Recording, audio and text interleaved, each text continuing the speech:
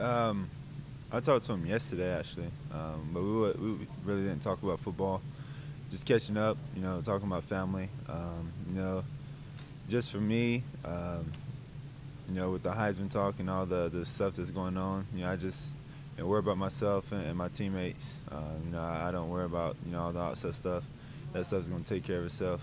It is what it is, and I just keep playing ball.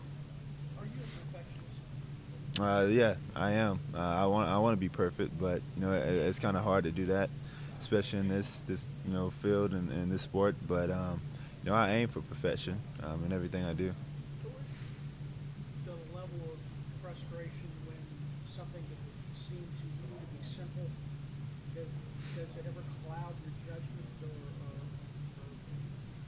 carry over from one play to the next? Um, it can be, but I don't allow myself to get frustrated and on one play, because it's multiple plays in the game, and so I just snap and clear and move on about my business, and once the game is over, come in Sunday and Monday and fix those mistakes and try to correct them.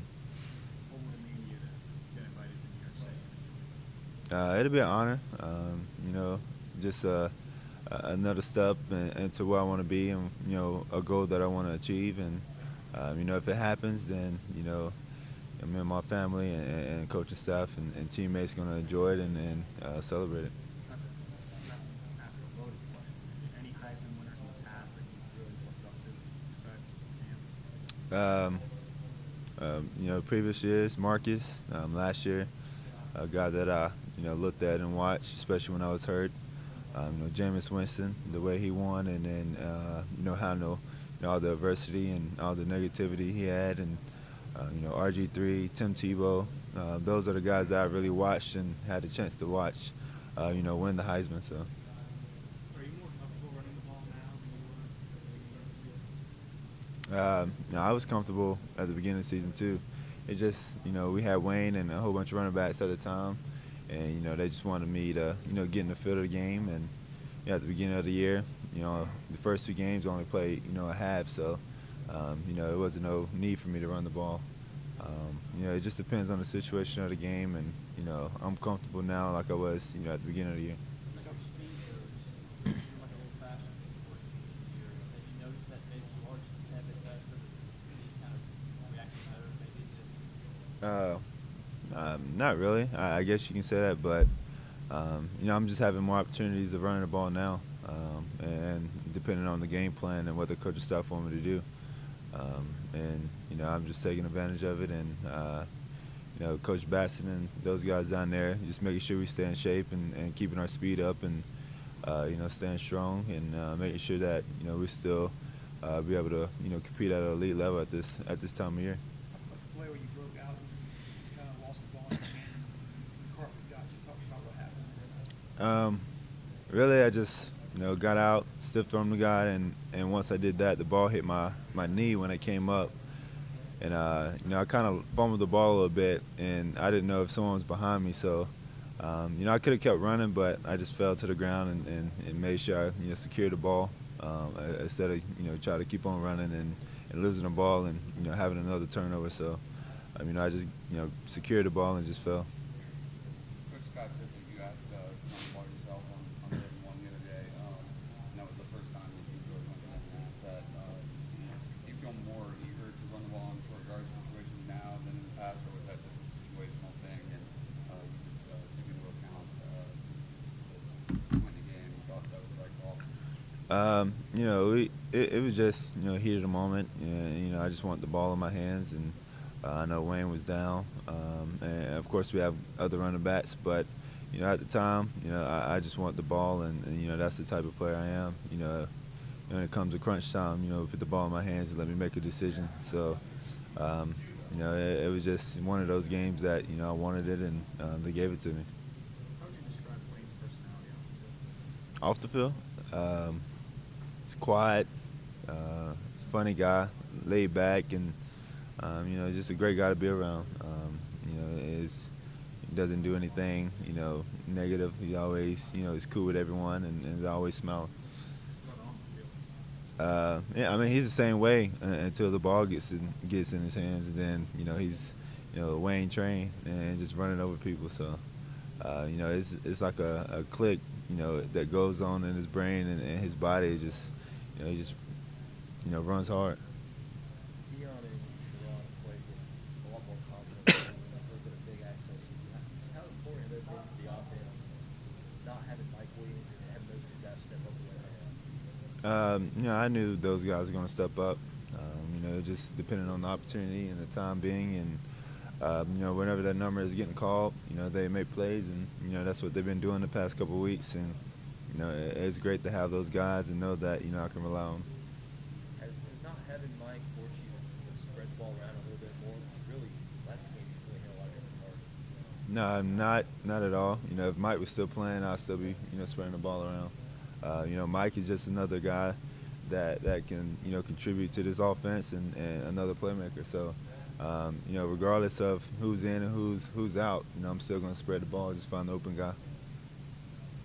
When you're asking for the ball on Saturday, what do you say? Are you real animated about it, or are you just like, I just walk up to Coach Sweeney and Coach Scott and just tell them, hey, give me the ball. I want it, and they just be like, all right, we'll give it to you. So that's pretty much it. We have a great relationship and communicate well, and they know when I want the ball in my hands. Of course, they also know that you can determine you're going to keep the ball too. Right. It just depends on the play. Like I said before, it just depends on what they call and how we're feeling at the time and the situation of the game. The team offensively, there's several guys in the mix right now, and it's late in the season. These kinds of things happen. What do you have to change at all in terms of how you assert yourself during a game, or what's your perspective on that? We don't change anything, and I don't change anything. We still have the same mentality and preparation that we, did in the earlier of the season, and so, we just keep moving forward. And those guys know too. Whenever they get the time and chance to get out there, they're going to perform. And if they can't perform at a high level, then they're not selfish and try to be out there on the field. They let someone else step up. So, nothing changed for us, and we just get those guys healthy and keep moving forward.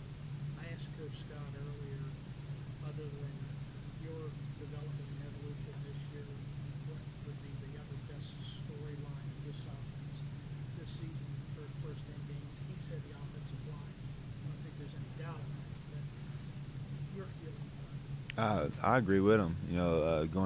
Coming into the season, a lot of guys or a lot of media people thought that the offensive line was going to be the weak link of the team, and they've been the strong point of the team. And each and every week, we're pitting up months of yards, and it starts up there with them, and they've been doing a great job. And one person go down, the next person step up. So we played a lot of guys on that line, and they became a unit, and just keep pushing forward and get better each week.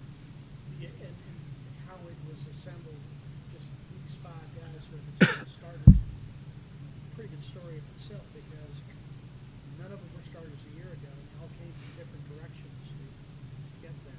That's kind of fascinating, I think. Yeah, it's just the type of people we have on the team, and the type of guys they are up front. They're not very selfish, and they're very coachable, and they get along very well, and it just all starts with the love and appreciation of one another. And those guys have been doing a great job, and they're gonna keep moving and keep getting better, and the sky's the limit.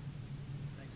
Given the timing of Mike's injury, you going through all of fall camp with injury, and was there an adjustment period for you that you had to get used to not having him on the field? No, because during fall camp we had a lot of guys rolling in there, and the type of offense we have and the type of skills of receivers we have, one person don't play one position.